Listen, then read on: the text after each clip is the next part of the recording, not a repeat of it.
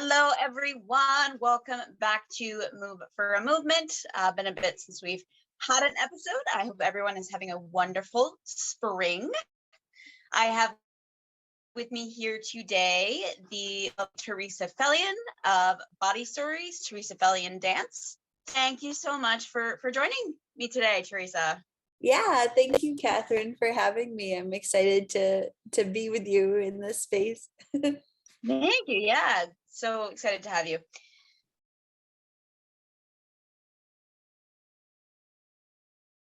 To jump right in, I'd love to hear about a little bit more about your story as a dance artist.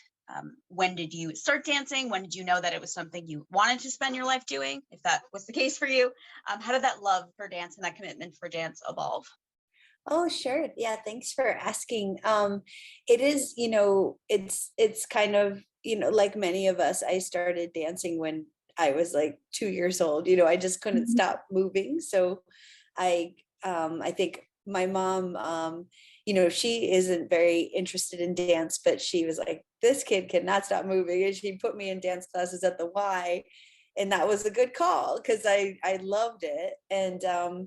And turns out like my dad is a dancer. He's a jitterbug dancer. He's much older than my mom, and he's 82. And so he actually did tournaments and stuff like within the jitterbug, like the actual timing of that. And so I had always danced with him growing up, but that is, and we performed jitterbug and stuff like, and that was cool. I didn't realize how special that was to have a dancing dad until later in life, because I just assumed everyone's dad danced.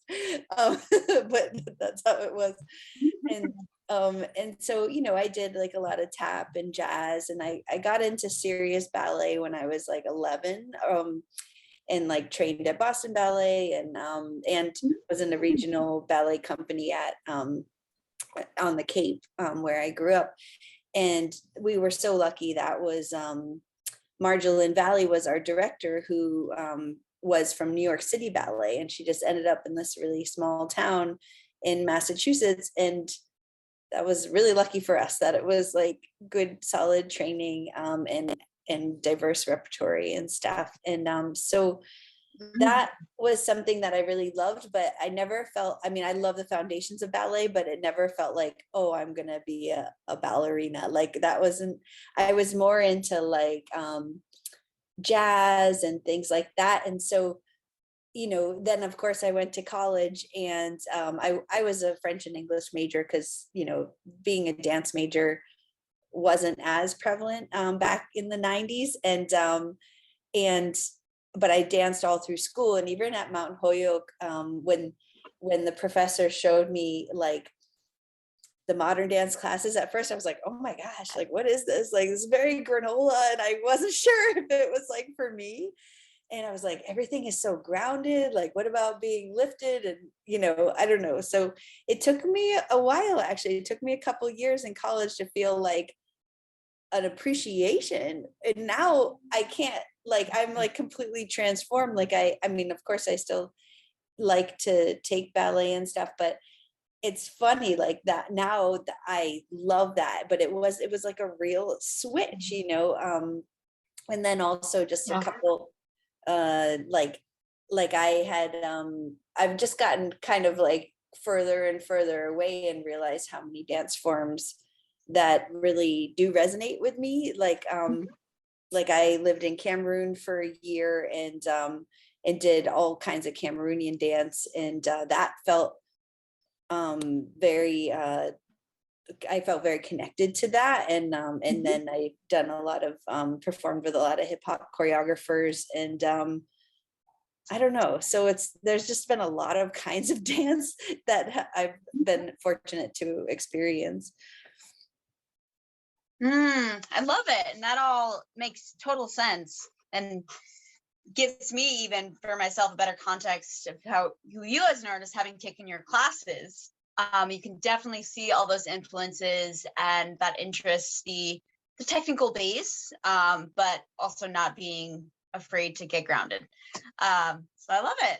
And I didn't know you grew up on the Cape. Yeah, and Sandwich. Oh, Sandwich is so cute. Oh my God, such a cute little town. It's pretty cute. Yeah. Yeah, love it. All right, getting into Body Stories. Body Stories is a contemporary dance company of women and non-binary individuals that capture and communicate universal human encounters through dynamic, purposeful movement. You bring a wealth of cultural arts activism experience in each work we create with community partners. Lovely mission statement. I love it. I would love to hear more about how that evolved, how that work and that mission evolved, and how the company took shape. Sure, sure. Yeah, we it has been something like I would say our core mission statement has remained throughout our inception, but we it has evolved for sure. It's like as we as humans evolve, and as our partners evolve and everything, it's that with the name Body Stories, like that's always been the main goal, is to capture and communicate human encounters and to be purposeful about it. So it's like each work we create is has a very different vocabulary, because I like to think, wait, what are we communicating with this dance? What world are we creating? And like, for instance, we did a dance, No One Gets Out of Here Alive, that was based on kind of like bullying and the difficulties that many students go through when they're in like junior high school. And that whole vocabulary was based off of like awkwardness of the tween years, like that you feel physically and socially, and like that vocabulary is completely different than, say, like The Mantises Are Flipping, another work a few years later that was kind of had like animal influences and a whole different world that we were conveying there. So and actually started out with kind of quirky vocabulary, but became like sort of the visceral animal meets human. Like there was a lot. I can't explain that piece in one quick blurb. But so I would say that idea of communication has been ongoing throughout our trajectory. And the same with the cultural arts activism. Like that's something myself as a person, I've been working in social activism and community work since the 90s when I was a teenager, and it's just kind of evolved. I used to think of like my social justice work as like one component of what I do for work and life, and dance as another component. And they just got, as the company grew, it got more and more involved, like together, which is awesome when like life becomes threaded together. So like, for instance, it really depends who our community partners are, and we want to be with them so that their stories are highlighted, and that their experience working with Body Stories is something that they really feel like adds to their needs as a community. So like, for instance, we did a partnership with the Patrick Dempsey Cancer Center for Hope and Healing up in Lewiston, Maine.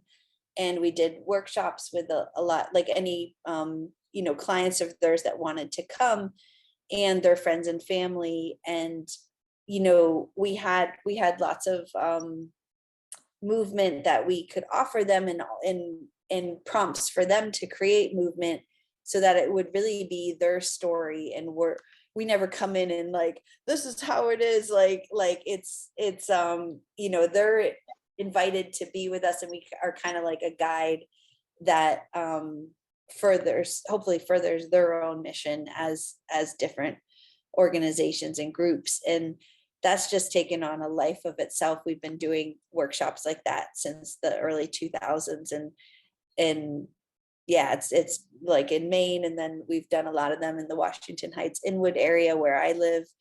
And it's really fascinating, and I feel fortunate that we can work with, like, we just did one with seniors at the Washington Heights YMCA a couple years ago, and they loved our story circles that we learned from Urban Bushwomen, and dancing with us, and like what they brought to it, we helped them then go to that next place with it and kind of form their ideas. And it's never the same, and I love that.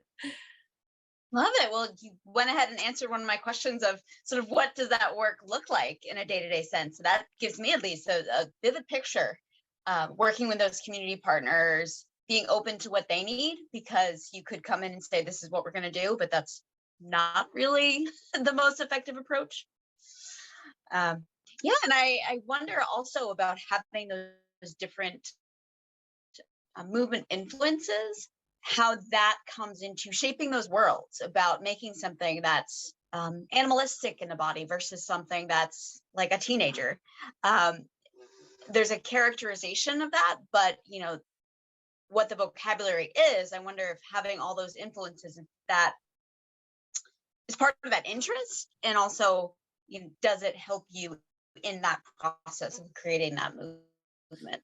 Yeah, that's a really great question. Yeah, because I guess that makes me think of two things. One, it's something that I continually try to find the best approach for, because it's like an ongoing question, and maybe you have thoughts on this as well. Mhm. But like, because just through my teaching and my, dance experience personally, that I started to talk about, and having the kind of I'm just drawn to several different dance forms, and then coming from Jitterbug, I've done a lot of work in like swing and bachata and merengue and salsa and Mhm. waltz, and like all kinds of like partner dancing. And then with my education work, oftentimes I've been asked at schools. I've been teaching a lot in New York City schools, mostly in the Bronx and Brooklyn for since 2007, and or no 2005. And sometimes people ask, can you teach a Greek traditional dance? And I'm like, I'm not Greek, but if they need that for their curriculum, I am happy to research it and help. And like it's like I am very sensitive to cultural appropriation. And if I'm the only person that they can have to teach this core, that like unit, I am Mhm. happy to teach that, but also like bring in like a guest artist that is representative of Yeah. that group. So we work hard to have like a diverse range of faculty and dance artists for performances that we work with, Mhm. so that we can have that wide range of a background. And that does happen when we're with groups, is that's very useful. Like at the Y, we did some salsa and merengue together, and some bachata. The some of the participants wanted to demonstrate. We're kind of dancing about different homes, and like our stories and histories within different homes we've had. And like I am trained in those styles, and having lived in Inwood for 20 something years, 23 years, oh my gosh. I like off and on, I leave a lot for work and come back, but the like I feel like I understand that, but it's not my culture, so I can't come in and be like, this is bachata, but us experiencing it together, there is something really special about that, and bringing in guest artists that is their culture, so they can have even a more I think it's important to share the history of dance forms and the Mhm. background. So however we can best do that, we work as a team to do that. But if that's what you like, also the different vocabularies, like you said, like we can work in a quirky vocabulary, like the prepubescent one we were talking about, and we can work in, like that more visceral. So it really depends on what kind of movement they're interested in. And sometimes there's an icebreaker. Like sometimes the movement that we're all familiar with together can be the icebreaker, and then we can go into the more experimental movement. I even just experienced that with a group upstate who weren't a group of dancers. And so to get to know them, I started with a Zumba class, because that's something that everyone feels comfortable getting, not everyone, but getting in the room and let's move, where there's music. It's almost like an aerobics situation. And then, now we'll get into the contemporary experimental stuff once everyone gets relaxed, and open. It sounds kind of sneaky when I say it out loud like that, but I think it's for everyone's benefit. It's opening a door, to my mind. Helping someone walk through it where they might feel a little trepidatious going alone. Exactly. Yeah. Yeah, and how you work with schools and other community centers, if this is what they need, even if you're not Greek, you'll be, okay, I'll do that, and I'll find a guest artist. It's serving what community needs. It can be really meaningful for young people, especially, I think, to see dance forms that are not strictly contemporary, strictly ballet, because there is so much of a wider range that dance can be, but art and culture doesn't always show that as much. It's like there can be this narrowing conception, which is opposite to what you do. I feel like there is that multiplicity, just inherent, is what I'm hearing, what you do. And it goes so deep, like even, of course I learned like in that example, I learned like 2 traditional Greek cultural dances to teach. And I really enjoyed learning them. But like for myself when I lived in Cameroon for 1 year, like I was saying, there are 12 provinces in Cameroon that I luckily got to, I was mostly in the capital city, but I got to visit all 12. And then in the capital city, we learned, or like with the companies that I was working with, I learned dances from all 12 provinces. And then we performed all of them. So like, and there's not just like one dance per province, like because there's like 368 different groups, like ethnic groups that live within that country and speak like slightly different languages. So they're like, the dance forms are, I'm not saying there's 368 different dance forms, but it's almost like that, like, there's nuances and details and then completely different dances for some of them. So like the Asiko dance is completely different than the Mbasi Bay, and like and you might just think, Cameroonian dance. No, like Cameroonian dance could be like its own encyclopedia, so it just so everything is so in depth, and that's what's so amazing about it. So much richness there, and just demonstrating how these things evolve in culture, wherever you are in the world. It's just part of our humanity. And what you're talking about finding that intersection of arts and activism, and that's a huge interest of mine. That's what I do the show. So many things we focus on in terms of activism is at that side of the body, of food justice, of incarceration and policing, of just labor. All of these things take place at the site of the body. It is all very physical. So that's a huge opportunity, through which dance can make an impact, I think, whether it's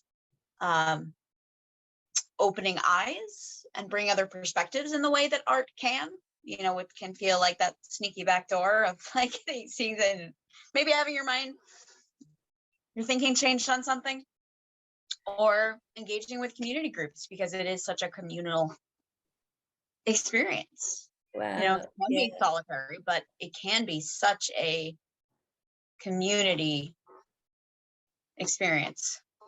Yeah. Well, I really love what you said about the body and Mhm. political also. It made me think of that group in Austin, Texas that I'm forgetting their name off the top of my head, but where they create works on different groups like doing their labor, like if they work in an electric plant or whatever it is. Mm. Mhm. Mhm. And yeah, it's yeah, the way that our bodies are treated in society, the way that we Mhm. use our bodies or we're forced to use our bodies, and Mhm. or the way that they're acted upon when it's out of our Yep. control, Yep. police brutality, like it's all, yeah, it is all connected that way. That's Mhm. really hits home. For sure. I'd also love to hear about the experience of working with women and non-binary people in the rehearsal process, having that focus in the work. Yeah, is there an energy or an outcome there that might not be the same if it were more mixed company? It's interesting. Yeah, I was speaking with one artist about this, and it's like when you make work and there are men present, it's just like romance like emerges, whether or not you want that to be part of the work or not. It's just like in the air. And she was just like, I'm not interested in that. I want to talk about other things. But yeah, I'd be curious to hear what that might be for you.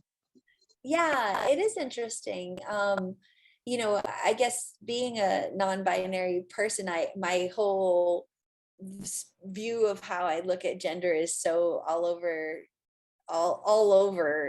like all encompassing in a way that I don't always find that archetype, and maybe sometimes like I should, but sometimes when like I don't even like see it that way, like, but I can see how that Interesting. happens. Yeah. But I'm thinking of like I made this brother sister duet, which was like such a wonderful experience in Uh-huh. 2010, because for a few years I had worked with this wonderful artist and dancer, Hana Nia, and her brother, Hamilton Nia, is also like this amazing dancer. And so went to Chicago because he danced with Luna Negra back then. I know Luna Negra Uh-huh. isn't there anymore, but um, so for 2 years we kind of did different things with this duet. And because, you know, how often does a brother or sister get to dance together? Yeah. And I do like to explore a lot of partnering, like contact partnering in my movement. And so there was a ton of partnering in that dance. And, in one way you could look at it as romantic, but like in another way, it was like support of each of them. Like, Right.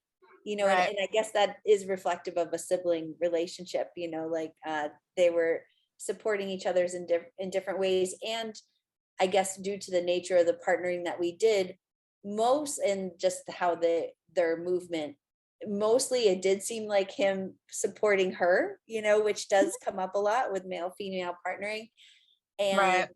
I mean, he is an older brother, so I can see that. But Right. myself having an older brother, like I support him as well, so like it's not, so looking back on that, I'm like, oh, I did make that kind of like a one-way street a little bit, just but Interesting. there were some Interesting. Yeah. times when we would do the reverse. But I know in the way that we do our body stories rehearsal, like I love sometimes when people ask me like, well, what, just a quick like thing about myself personally. Yes, I was like, I love picking people up, like us as like women and non-binary individuals, like we partner with each other like very athletically. And I don't like to feel, I mean, it's a safe approach, but I don't like it to feel like there's limits on that strength, Uh-huh. due to gender. So we Totally. yeah, that's something that comes up a lot for sure. um Yeah. but yeah, I would say yeah, that's just something that is interesting. I guess it's like Mhm. the empowering of Mhm. all genders. It feels really important to me. And Mhm. I realized why as I got older, because I was always kind of like having an older brother. I was always like, I can do whatever he can do. And like that is, it's kind of gotten much more sophisticated for sure, but that's kind of like important to feel like there's not limitations, but using your body wisely, you know. For sure.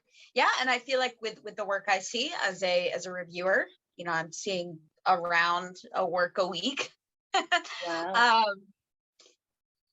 That's expanding a lot. I'm seeing men partnering men, women lifting men, all these different qualities and relationships between different genders. And why not expand the possibilities is my question.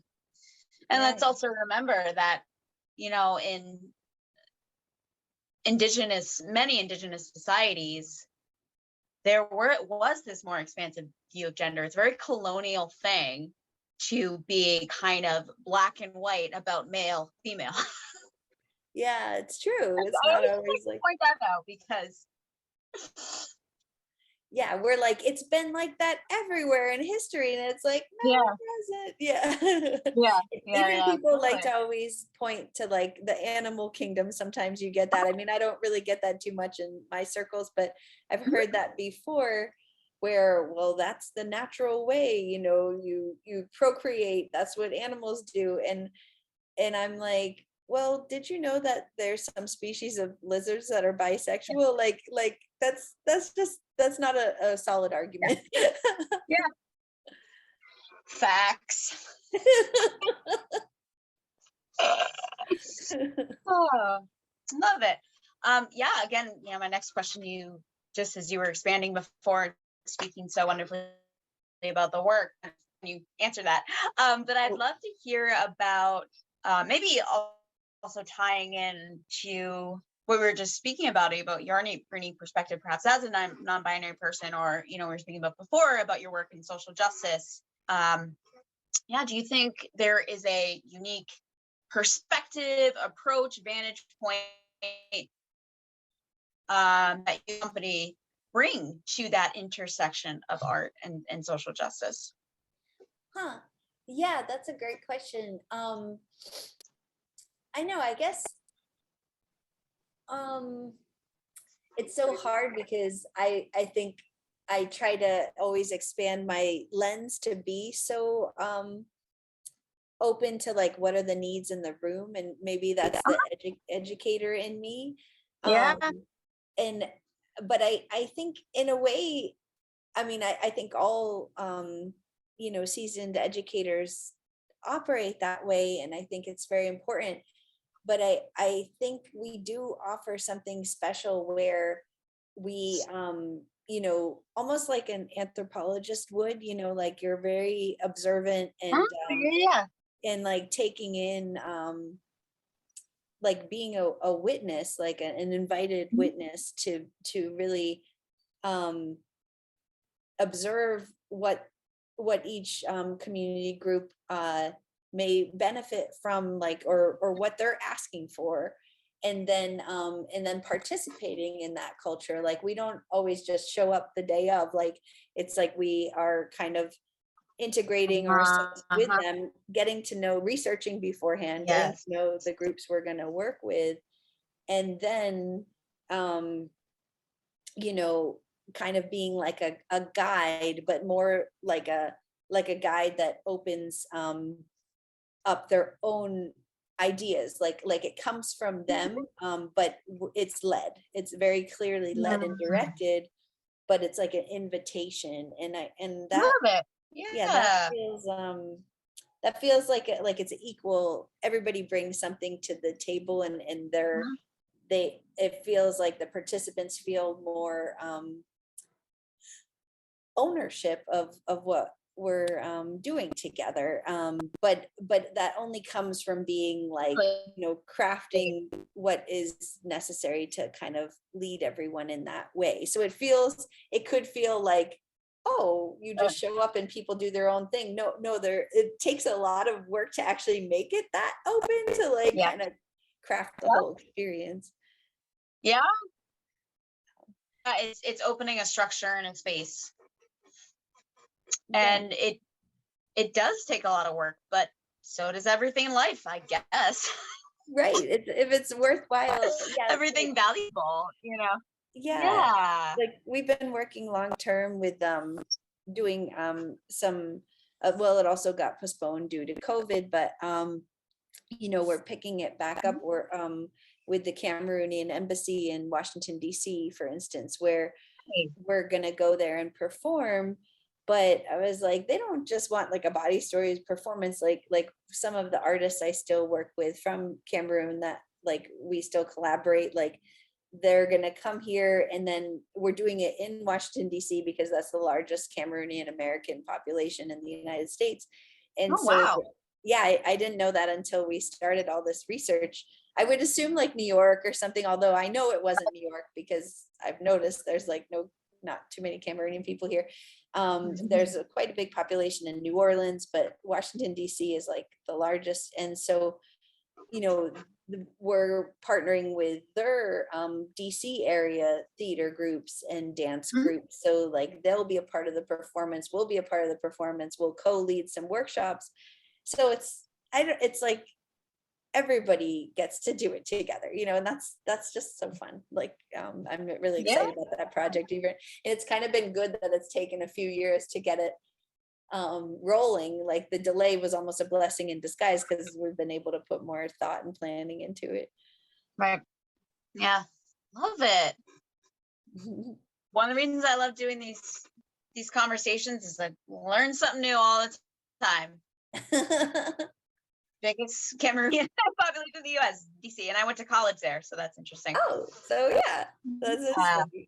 It's something new yeah. about your own city. Yeah. So to maybe wind down on something sort of fun, I love that you dance with the band Phish. I grew up with my brothers listening to Phish, just kind of like in my consciousness and my history.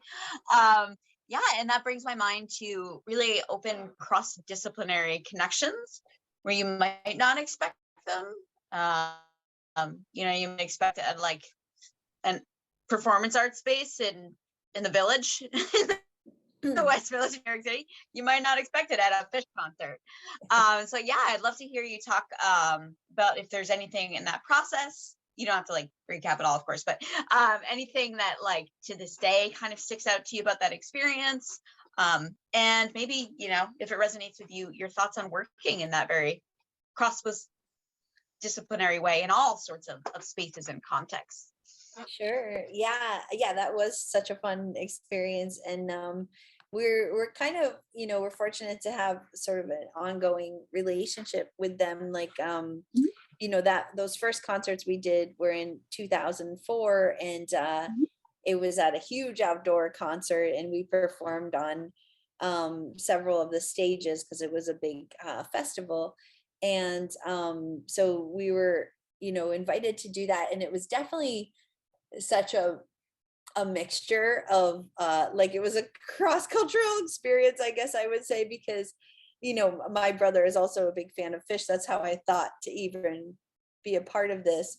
And they invited us to join, but that was back in my Ailey days, and I was just graduating from the 3-year certificate Ailey program. So that was kind of why we formed the company, because I got hired for this big thing. Interesting. Ooh, what a catalyst. It was a catalyst. Yeah, because like we're graduating, myself and my Ailey friends, there was like 10 of us that were kind of contracted to do all these performances, and we're gonna drive a big van up to Vermont. Drive a van up to Vermont. Yeah, it was quite an experience. My God. And so, well, we had a couple bands, but it was like we were kind of doing, back then the work was more. I mean, I still do some work like this, but it did have more of like a modern ballet jazz mix, and then the music is so lively that that's very dynamic, and also very, very different for every song. Like there's a very different feel to every song. So yeah, I feel like Body Stories and the way you work, that's a natural fit. That was so fun. Yeah, because actually we did 7 dances all to the album Rift, if you know that album. Yeah. And that album is like so fun to dance to. And So we had some more like languid dances and some that were like super on point and rhythmic and like Yep. faster. And some of them were on stage, some of them were site specific because they had all these amazing like upside down tree gardens and Right. things. And it was just wonderful to talk about, like, so say 7 dances within that album, all the short, some longer songs, and Mhm. to be able to kind of feel like we're making an album come to life through dance was Yeah, love it. amazing. And the Love that people, idea. yeah, and what I mean about the cross culture is that just like some of the fish heads, so to speak, were walking by and they were like, "What is this?" Like it was just they were so funny, and it was, and like I'm aware of that culture from my brother, and I've been to fish shows with him, and some of the dancers were and some were not, and so it was really interesting that way. And then we've done Mhm. future since collaborations with Trey Anastasio. In 2008 we did a full evening dance with his Cinco de Mayo album, which is all orchestral. And then we had plans to do that actually at a big loft space in Brooklyn, Mhm. but with some personal things he had going on, that we didn't do it at the loft space, but we did perform it at other spaces. And and we're still in talks to do things next. And I just love that, because that's sort of a whole other aspect of what we do, is like partnering with music and live music. Like from in New Orleans, I worked a lot with Marigny Opera Ballet, and they always work with like a live orchestra, and working closely with the composer for each opera I've choreographed for them. And then the music rehearsals with the orchestra, like I geek out about music, and I feel like when I do collaborations like that, which happen regularly, like that, whether it's a rock band or an orchestra, like, Mhm. or anything in between like that, I really do enjoy that. And that's also why we have our musical director, John Yanelli, who's also at Sarah Lawrence College, where I did my master's. He music is such a big part of what all dancers do, but as for Right. our company, we value that collaboration so much that, like, he's our musical director. Like, that's important to us to have, not just like, yeah, we work with musicians. Like, no, this is like a big factor we take into account. Love it. I love it. Yeah. And with live music, there's just something about dance and live music that this sort of indescribable force that you just like, that tingle in your skin when you're watching like really evocative, beautiful dance. And the live music compounding that, it just gets that much deeper. It's Yeah, really a, kind of, um, you can't really compare it to anything else. It's really unparalleled. yeah, that's really, that feeling so good. And what we all miss so much over COVID, because you can watch beautiful dance on a screen and really appreciate it, it can be wonderful, but that tingle in your skin, it's not the same. Yeah, I've seen, I think we've both seen some live dance for sure at this point, but not nearly as much as usual in the last few years. And you're Mhm. making But me like, I'm by you talking about it, it's making me feel it and miss it. And I'm like, yeah. yeah, like that used to happen every weekend. And it's like a missing, it's missing. It's like a big missing component in our lives, I feel like. Mhm. Yeah. And it really is every weekend. Like any medium to big size city, like even certain towns, like at least arts events, like you can find live music. You can find, like, there are so many artists out there doing wonderful work, and they form these little communities in local spaces, which is beautiful. But there are so many people who could be enjoying that more, that don't. There are certain barriers that I think, we need to work on that as well. Solutions there and policies there.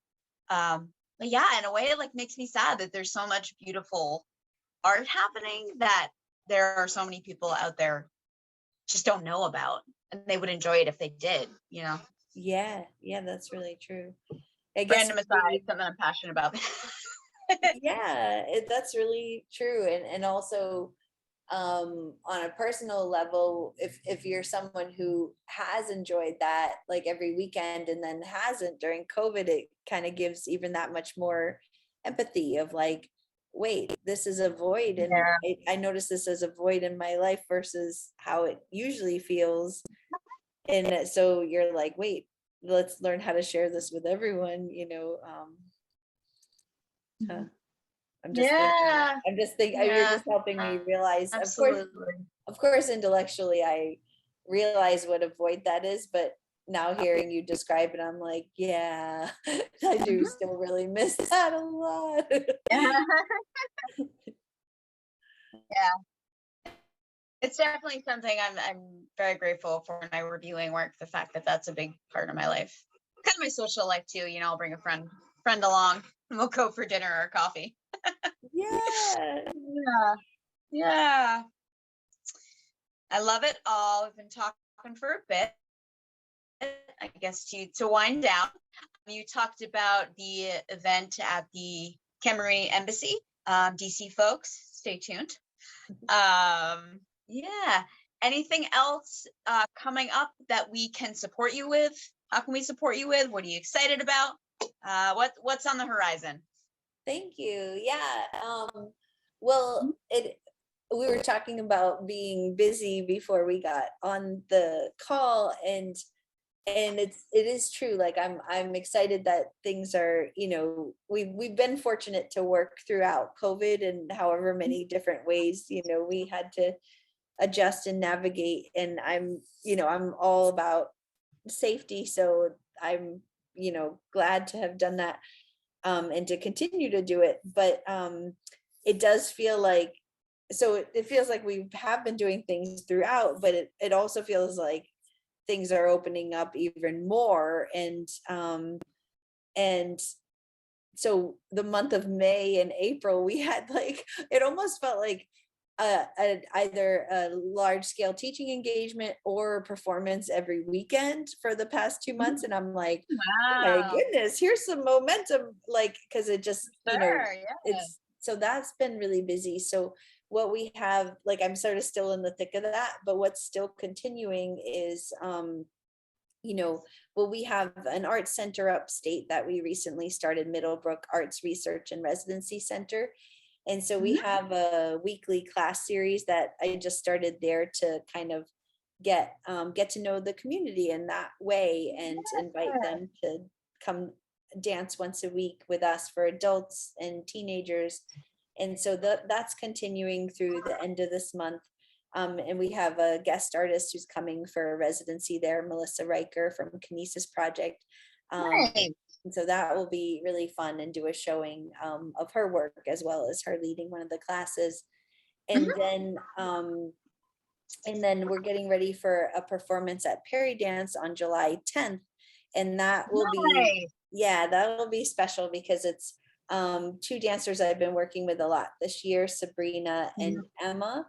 But my good friend Eddie Stockton, who I worked with in Dubai for 2 years, he comes in to join us as a guest artist, and he's also going to be joining us for that performance. So June, we're going to be rehearsing and kind of redeveloping from Continually Healing that we just premiered, Mhm. reworking it and kind of developing some new things off of that to shape it into this trio. And so I'm excited for that in June. And also we're participating in the Dance Rising performance, or dance outs and performances that are happening in June, some with Dance Rising and some through Chashama.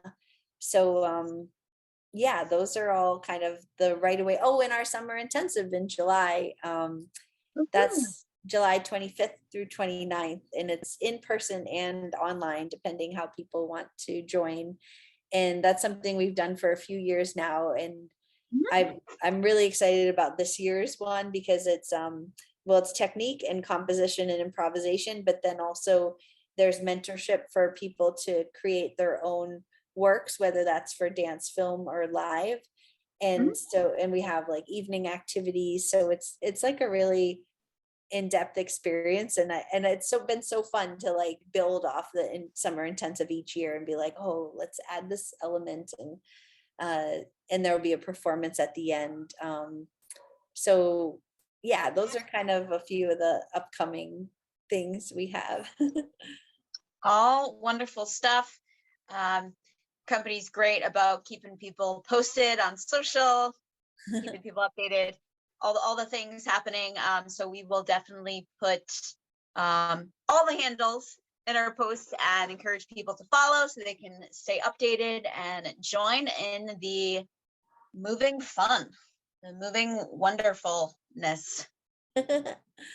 Awesome. Well, thank you, Catherine. This is I love your questions and your insights, and thank you for it's fun to speak with you in this new capacity. I know we've danced together, and we've spoken about other things through Dance Informa, and I'm like, oh, it's cool to have a new conversation with you.